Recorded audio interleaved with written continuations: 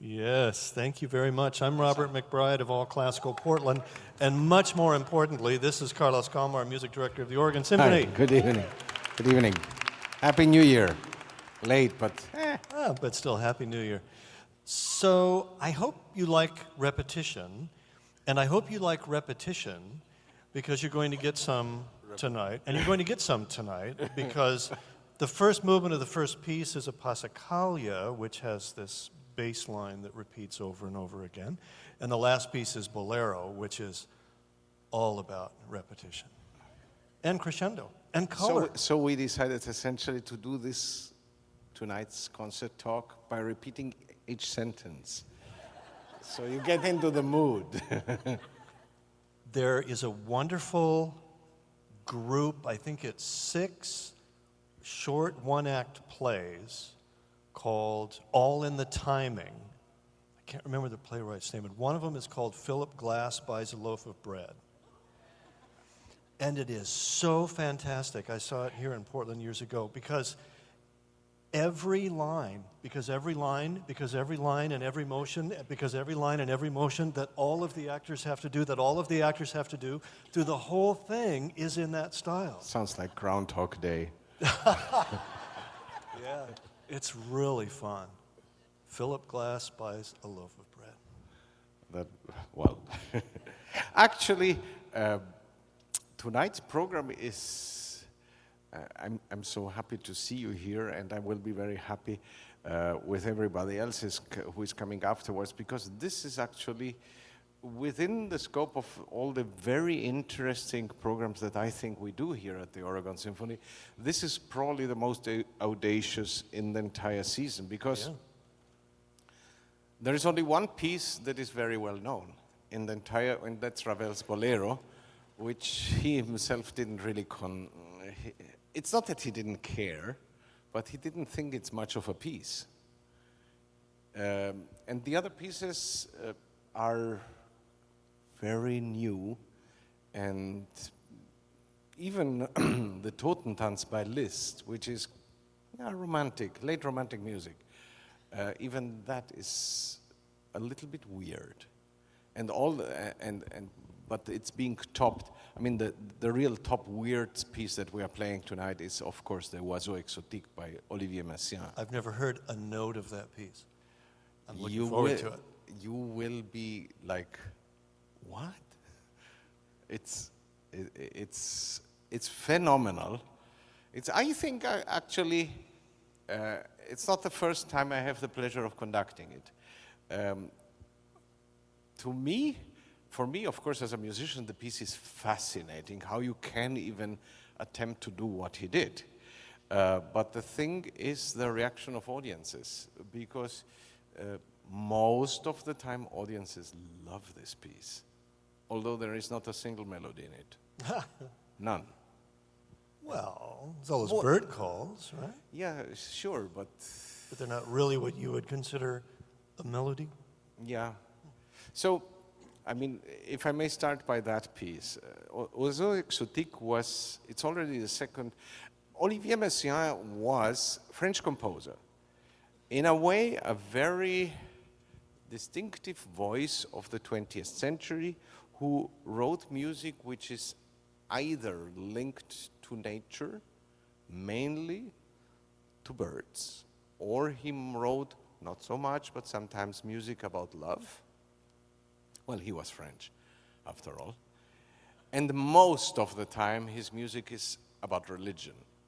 Very religious, in a certain naive way, but with a quality that is even hard to top. And another quality that Messiaen has, which is not so much displayed in the piece that you are going to hear tonight, is it's very slow. He moves very slowly. When he describes things like the Ascension of Jesus Christ, or one of those pieces, very Catholic, he moves very slowly through the pieces. And then he got to be interested in bird calls. Actually, he was probably more than only an aficionado. He considered himself a composer and an ornithologist. So he knew a lot of birds. And then he tried to, well, he not only tried, he did write down the melodies of the bird calls. And in oiseaux exotiques, which is exotic birds in English, it's exactly what you think it is. Meaning he uses exotic birds, give or take 40 of them. And I remember the first time I came across this piece, it's not that I'm now a little less meticulous in my preparation, but now I know a little, with experience you learn what actually makes sense when you prepare a piece and what doesn't. Back in the old days, I really went to the internet and put in every bird there is just to hear the call in the internet, which doesn't make any kind of sense and is a waste of time. But because, yeah, then you know, yes, the bird call is pretty much exactly what Messiaen writes. And that's pretty much it. So this piece is a piece for piano, very small orchestra and percussion, no strings. And you will see tonight, because you know the tradition exists here, that on Saturdays I always talk to the audience, so tonight you will hear me talk twice, because we play first the Dutilleux Symphony, and then there is a set change, because the way you'll enjoy this, the way this piece has to be set up is very different from what you think. Because usually, you know, piano concerto, soloist is in my back, orchestra is in my front, not in this piece at all. It is very specific, even in the piece it's lined out how it has to be, who is sitting where, and after a while you realize why. Now, the piece moves in at least 3 different aspects. One very slow, one medium, and then there are a couple of quite fast-paced musics, and you think you're in an aviary. So if nothing else, just for starters, I give you this hint, imagine yourself in a zoo. And you go into the aviary, and around yourself are 40 different birds, and they all call at the same time, pretty much. It's very interesting. Because to distinguish a melody when it's so complex is kind of tricky. In the middle of all of this, of percussion, wind instruments, is the piano, who is, in those sections, a part of the orchestra. It's not like, here's the orchestra and here's the soloist. No, he sometimes has to play very, very soft while we scream some other things. And then the music stops twice for, let's say, a minute and a half, and the pianist is left alone. And it's the most fascinating piano music that you can imagine, because he goes on in somehow imitating bird calls on a piano, which is, if you think about it, impossible. But just wait. I think actually the piece is fascinating. Just one other thing that I want to mention about this piece, please do not think this is actually an exercise in program music, and all there is just, okay, let's just put some bird calls one on top of the other, and that's it.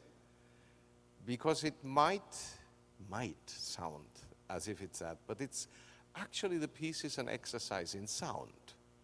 And what sounds can come out of, first, a keyboard, meaning a piano, and second, out of an orchestra together with a keyboard, when they try to kind of portray exotic bird that you probably have never ever heard of, aside from all the ornithologists in this room. But that's all there is. It's a piece that lasts 14 minutes. It is very strange, in a very interesting way. Because it's strange, I have never found anything like this, and the only composer that I know that has really attempted to put bird calls in his music without changing them for the sense of harmony is actually Messiaen. There is a piece called The Birds by Respighi, which is very normal. I mean, it's like you hear, cuckoo, cuckoo, and stuff like that. It's like, yeah, nice. It's a nice piece. But Oiseau Exotique, that's something else. Be surprised. This whole concert is something else and is audacious and unusual. If the template is overture, concerto, intermission, symphony, you've completely thrown that out because you have a big symphony to start, then Exotic Birds by Messiaen, then the intermission, then another piano solo piece, Totentanz by Liszt, and then Bolero. I love the fact that, A, we get to hear the Symphony No. 1 by Henri Dutilleux because it is so interesting, and B, that we get to hear one of the world's great pianists, Marc-André Hamelin, in two very different pieces. I love that you have that option. He doesn't have to play one big concerto. He can play two very different things. He's one of those artists, by the way, that I will always go to hear. Anywhere, no matter what he's playing, I don't care, because he's just so phenomenal. Marc-André, oh boy, major league. I mean, he's one of those players that where technical difficulties seem not to exist, and he has such an expressiveness. Today, after we rehearsed the Messiaen, he asked me, why were you laughing at this and that? And I thought, it's just the effect of what you do, because it makes me smile. At least I smile in Oiseau Exotique. I don't smile in the Totentanz, although there are some funny elements there too. Yes, the Dance of Death, the Dies Irae. Liszt, one of many composers fascinated with death. Now, I kind of have a hard time with Totentanz, but I think if there's any pianist who can make it work for me, just wait until you it hear would be him. this guy. It's Yeah. All right. He blows you away because it's. I mean, this is actually a concert. Robert pointed it out. It's completely everything is reversed in terms of how the order of a concert usually works, because the biggest piece, by quite a long shot, is the first piece on the program. In a way, you could argue that this is the old style of programming, because back in the old days, 100 and 120 years ago or something like that, you always put the more taxing piece first, because you calculate that the audience is very fresh at the beginning. That's not exactly the reason why we did it. We did it this way because, first of all, we wanted actually to play Oiseau Exotique with Marc-André. So you have to really think about this, because tonight I will come out twice, because the set change takes 9 minutes. And I don't want you to sit here in the audience for 9 minutes waiting for, admiring our stagehands who do a phenomenal job, but after 4 minutes you think like, okay, now. Are they all dressed like Papageno? I have not gotten all the costumes. Yeah. And then in the second half is, you won't believe this, to some extent it's about fun. Because Totentanz by Liszt, although it's the dance of the death, it's not exactly, let's say it's not exactly only the darkest piece there is on the planet. It's actually, as always when I get to Franz Liszt as a composer, it fascinates me what solutions he can come up with, and second, which is even more fascinating, how long it takes him to get there. Because on one side, I fairly recently, don't know where it was, I talked about Rossini. And Rossini was a man who retired at age 39 after having written so many operas that you can't. He wrote more than one opera a year. Completely insane, so overworked. Liszt writes this piece, Totentanz, which is 11 minutes, over the course of, I think it was 15 years. So what was he doing? He writes his first piano concerto, which is 17 minutes, over 19 years. He was kind of busy. He was one of the greatest virtuosi. So here you have Liszt being fascinated, as many people during his time, with the idea of death. Allegedly, when he was visiting with his mistress the city of Pisa, he saw a fresco there in a church that actually fascinated him so much that he wrote a piece kind of based on his impression. Other sources say, well, this piece could be related to the Dance of Death, which is a painting by the German painter Hans Holbein. You know, never mind. He got his inspiration somewhere, and he starts with this dee-da, dee-da, dee-da, da, which is the old chant of the Latin requiem of the Death of Wrath. And upon that, he writes a couple of variations. And some variations are even cute, given the theme. But when you hear such a piano genius like Marc-André, the colors, the virtuosic, the intensity, it's a hell of a ride with him. Nicely done, thank you. Now we have to talk about the Symphony No. 1 by Henri Dutilleux, a composer who died about a year and a half ago at the age of 96. Didn't write a whole lot of music. In fact, he wrote a whole lot less music than Liszt did. But his music is very interesting and very colorful, and the sounds that he gets from an orchestra are incredible. I've never heard this piece in concert, and I'm really looking forward to it because I know it'll be much more vivid and colorful and rich than any recording that I've heard. This composer inspired perhaps the worst pun ever to emanate from my brain. Now, I don't know if I should inflict this on y'all or not, Y'all. but I think I'm going to. All right, so I have a composer friend in town named Bob Priest who studied with Messiaen in Paris. And I did a show I have the Saturday night modern music show on the radio called Club Mod, and I told Bob I was going to do this show about Dutilleux, and he told me that he had spent some time with Dutilleux. And I said, oh, so he was Henri Dutilleux? Get it? He was Henri Dutilleux, Bob. Yeah. Henri Dutilleux. That's bad, isn't it? That's really bad. I'm sorry. That's okay. It's a shame we can't edit these. Joe, he's videographer. Can you edit that out? Oh, thank you. It will be clicked on 3 million times, just that. Yeah. But a very interesting composer, very much his own composer. He didn't follow trends particularly.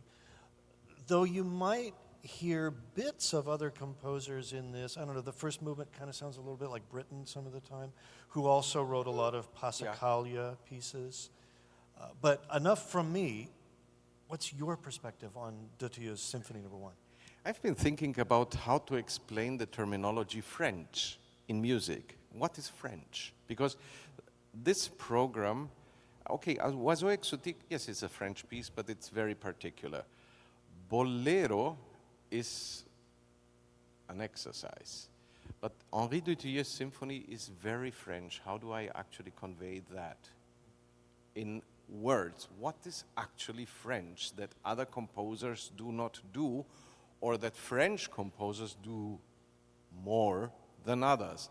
So what I can come up with, just to use a couple of analogies, is American music, not to be limited, but it's about rhythm, mostly, but not only, simplistic, enormously fun folk tunes, jazz, and vastness. This is what comes to mind. That's America. Because I think about Lenny Bernstein and George Gershwin, and I think about Aaron Copland, and there is America, and all the others kind of, not all fit in, but yeah. The Germans have this meticulous, intricate way of writing that is so wonderfully complex that everything could be a philosophy in some sort. Brahms, Schumann, even Beethoven. Beethoven, he's German, he's not Austrian. Austrian more a little fun, less come on, it's okay. So what is French? French is Butter. Lots of butter. Yeah, but you know, butter and cream we use in other classes too. I think it's this, to describe it with one word, is this way of music and to express music as if you would be talking, leaning against a tree, very relaxed and with a cigarette on your side. It's a little, yeah, laissez-faire. It reminds me of the word insouciant, which kind of is like that.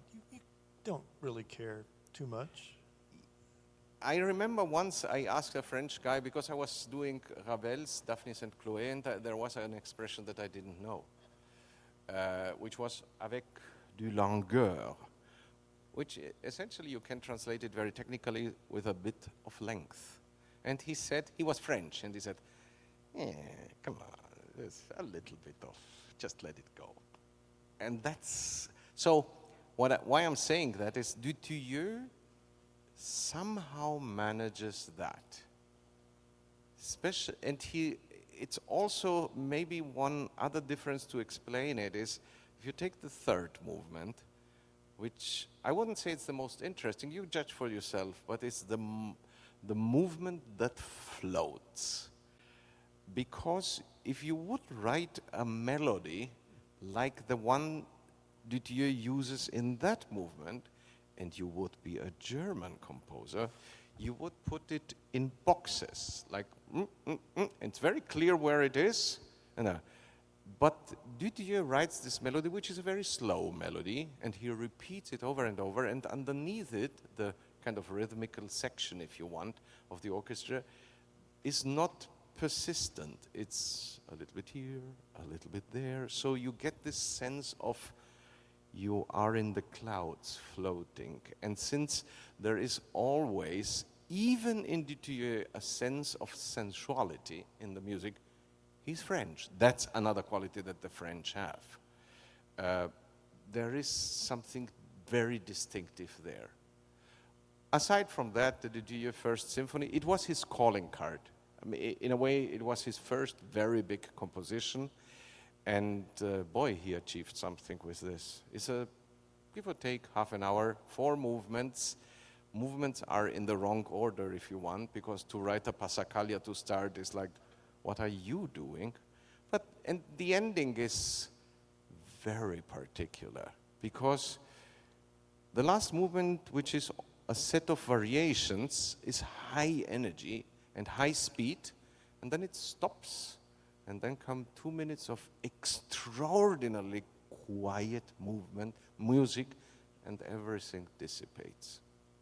That's, I think it's, by the way, a really great piece. And it was written, by the way, kind of at the same time as, I think, Ravel's Bolero, around, give or take.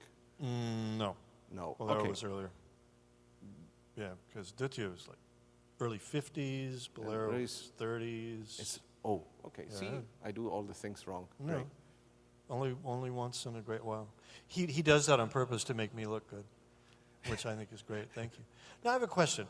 So there will be many musicians on this stage who've never played the Dutilleux First Symphony. They've never played Exotic Birds by Messiaen. Maybe they've played Totentanz. They've all probably played Bolero. Yeah. So when you come to rehearsal, what do you do? What do you bring? What do you say to make it interesting for them? Well, with the first 3 pieces, it's just, I would say, first of all, the fact that it's new. Second, Oiseau Exotique is really hard, and Dutilleux First Symphony is extremely hard to play. It's not easy at all. So there you already have something to work on. But the thing, actually, that makes so much fun is a piece like Bolero. So, Bolero, a miracle. Bolero was actually, Ravel was already famous at that time. And then he was having, I think, a breakfast or some sorts, or was going to have breakfast with a friend of his, and said, listen to this melody. And he played something like that.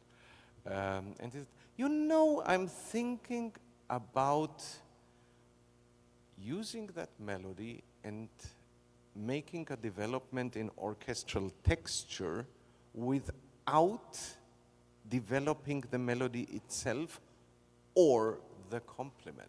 Meaning, if you think about repetitive, it's so insanely repetitive, bolero, because nothing ever changes. That is why for us conductors, bolero is one of, I mean, we conductors love bolero because first of all, the effect is enormous. It's great fun. And of course we can show off because either you go completely nuts at the end and your hair is flying, or I once saw my dear colleague Christoph von Eschenbach conduct this. Who doesn't even have any hair. He doesn't have the hair, so he had to do something else. And Christoph gives on a beat, and then he stopped conducting for the next 14.5 minutes. He just stood there and looked and smiled at the people who were playing. And of course, the thing with the bolero is it's in C major, never leaves the tonality. It has 2 melodies, or 1.5. The melody never, ever changes. Nothing changes, ever, in this piece. He just keeps adding a color and an instrument, and that's all that happens. It's an exercise. It's like an etude. At the end, when you think, okay, the roof is going to come off, he changes the key for a couple of bars, and then the piece comes crashing down, and that's it. And of course, reminiscence of Maestro Eschenbach was he stood there and encouraged, the orchestra gets loud and 14, and now comes the key change, and he lifts his arm, and of course the audience went wild.